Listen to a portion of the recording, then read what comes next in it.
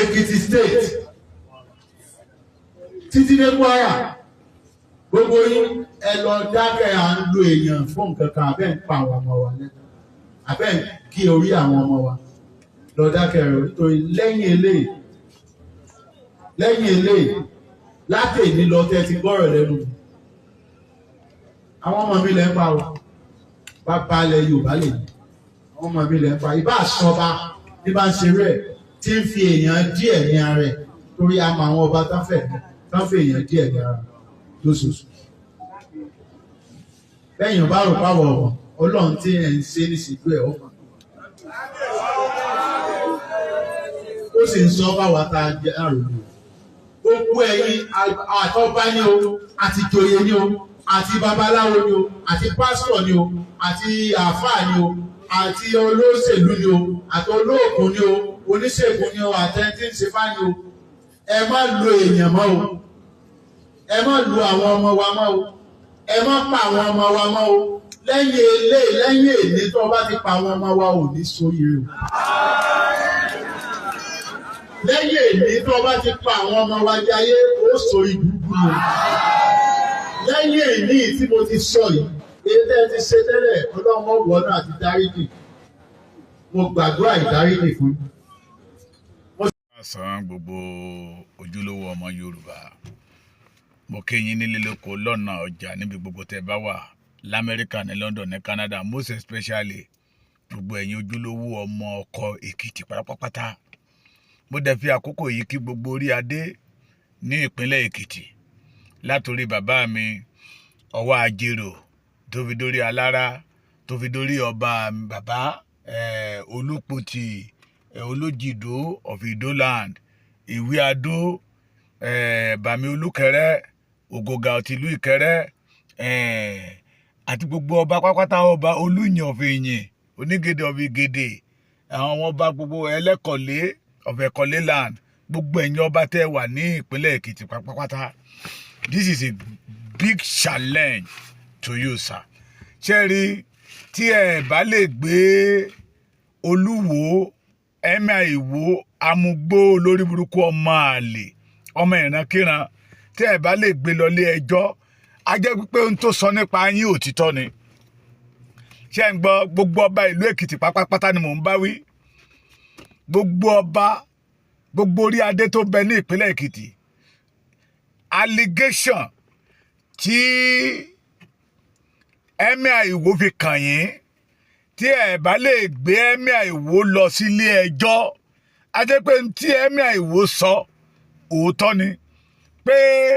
ẹ̀ ń gé orí èèyàn ẹ̀ ń fẹ́ ènìyàn ṣètùtù ibi tí Olúwo ti rí tí wọ́n ń fẹ́ ènìyàn ṣètùtù lẹ́kìtì kí Olúwo kó wá sọ ó dùn mí pé irú ènìyàn bí Olúwo lè lórí ọ̀fẹ́ àtijọba ní ilẹ̀ Yorùbá ó dùn mí pé ohun gbogbo tí à ń sọ náà nìyẹn pé tí a bá ti fi òṣèlú ṣe tí a rìn lọ́nà tó tọ́ wàhálà tí máa ń dálẹ̀ rí ìlú ìlàwà t'Olúwo sọ wípé olóṣèlú ló bò ń jọba àmúgbó ọmọ ìrankíran Olúwo tó ti ya wèrè tí ìgbẹ̀yìn ò lè dáa tí ìṣẹ̀dálẹ̀ Yorùbá ò lè gbé Olúwo tó ń fi Ọlọ́run tó fi ń kó ọmọ Yorùbá lómi ọbẹ̀ jẹ́ pé òun ni aṣojú Olúwa òun ni aṣojú Ọlọ́run òun ni kinní kan níbì kan irọ́ l'Olúwo ń pa tó ń jí mugbó lọ́gànjọ́ òru ìgbà burúkú ọwọ́ ayé yìí ọwọ́ Olúwo ló wà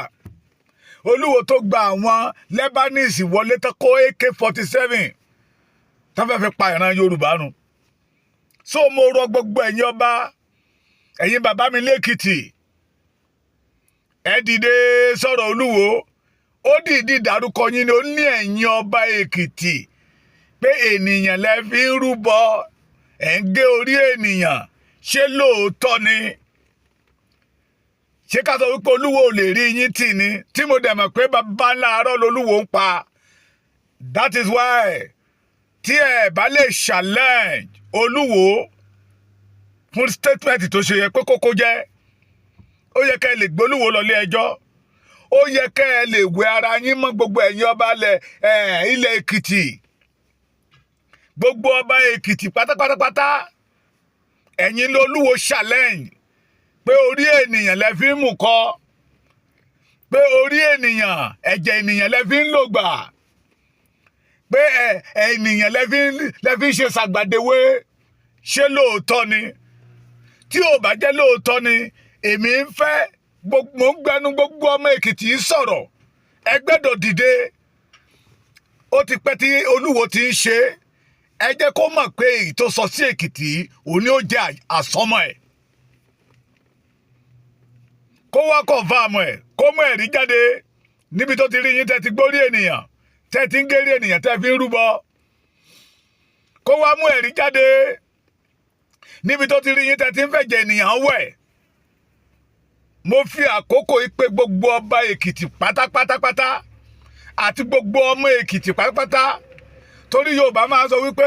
ojú ti ọ̀rẹ́ mi kò kàn mí, ẹni tọ̀hún náà ni kò ní tìjú. Ìwọ̀sí gbogbo ọmọ Èkìtì ni. Gbogbo ọmọ Èkìtì pátápátá